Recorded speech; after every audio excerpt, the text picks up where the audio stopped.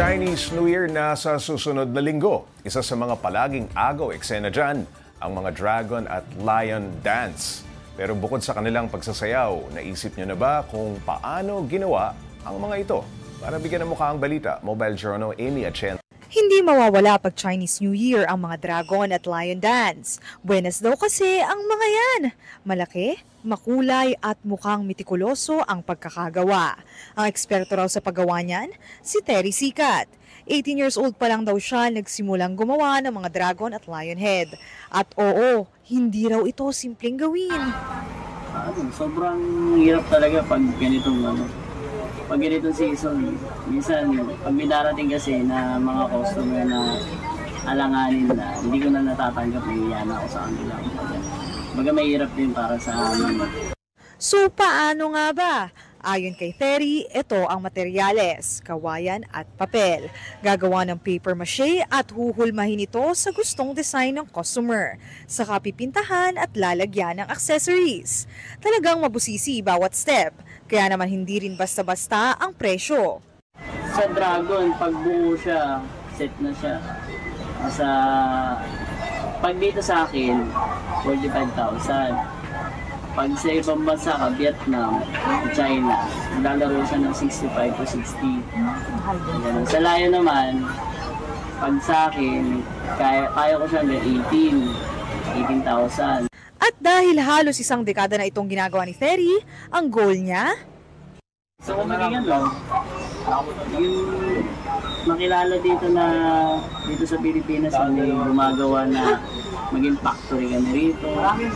Sa anumang kasiyahan tulad ng Chinese New Year, talagang mahihirapan ka muna tulad ni Terry na Dragon Head Maker.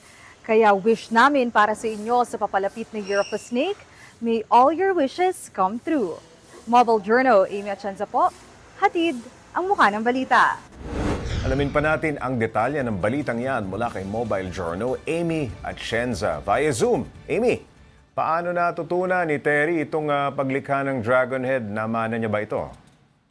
Actually, maganda yung kwento dyan, Pops J, kasi sabi sa akin ni Terry, nung bata pa lang siya, sinasama na siya ng tatay niya doon sa mga trabaho niya kasi nagpipinta daw ito ng mga bahay at kung ano-ano pa. So, dahil mahilig sila sa pagpipainting, talagang paglaki niya, nahilig na din siya sa pagpipaint. At ito pa maganda, Pops J, 8 silang magkakapatid, lahat sila inclined sa art. So, yun yung kwento ni Terry pagdating naman sa pagsisimula sa Dragon Head making. Amy, sino-sino ba ang mga nagpapagawa ng mga Dragon at Lion Head?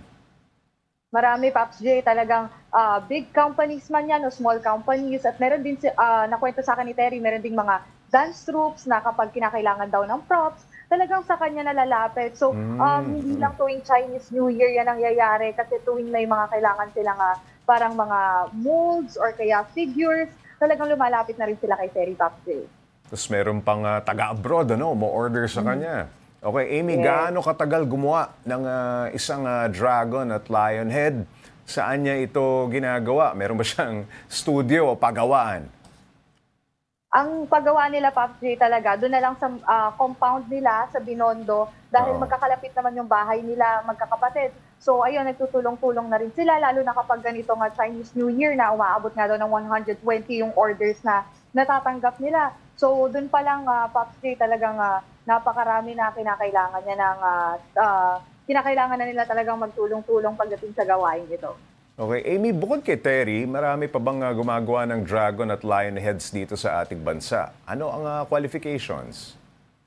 Actually, wala namang qualifications pagdating dyan, Pops J, pero ayun nga, bilang na lang din kasi yung mga dragon head at saka lion head makers dito sa bansa. Kanina umikot tayo ng Binondo at talaga makikita natin mga dalawang stores na lang yung natitirang gumagawa nitong dragon saka lion head. So, konting-konti na lang, Pops J. At kung kinakailangan daw naman na umorder naman ganitong dragon head at lion head, pwede naman daw pumunta sa Binondo dun sa area ni Terry. Malapit lang naman na yan sa Tomas Quintin, malapit din sa simbahan. Kaya accessible. Kung gustong umorder, napakadali lang, Pops J.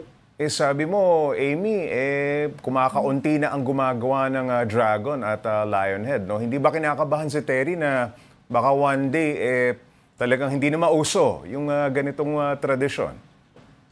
Actually, Pops J, very optimistic pa naman si Terry dahil sabi niya, dahil mas marami na raw ngayon compared before yung mga umu-orders sa kanya pagdating dito sa mga Dragon Head pati Lion Head. Kasi ang nakwento din niya sa akin, Pops J, hindi lang daw tuwing Chinese New Year may umu-order. So kahit any time of the year, ito na din daw kasi yung pinagkakakitaan niya, talagang ginagawa niya na to at dumadami pa nga na dumadami yung nakaka-appreciate sa art nito. So hindi naman siya nangangamba at ang vision niya talaga ay magkaroon pa ng factory at mas ma-recognize nga daw yung mga Dragon Head sa Lion Head makers factory. Kapag hindi Chinese New Year, Amy, anong pinagkakakitaan o pinagkakaabalahan nila?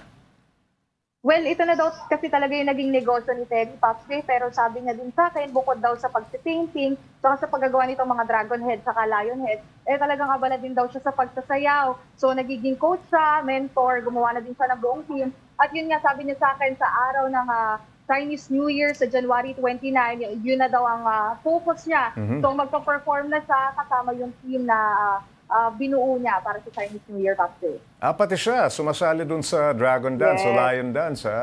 Okay, maraming salamat, Mobile Journal, Amy Atienza.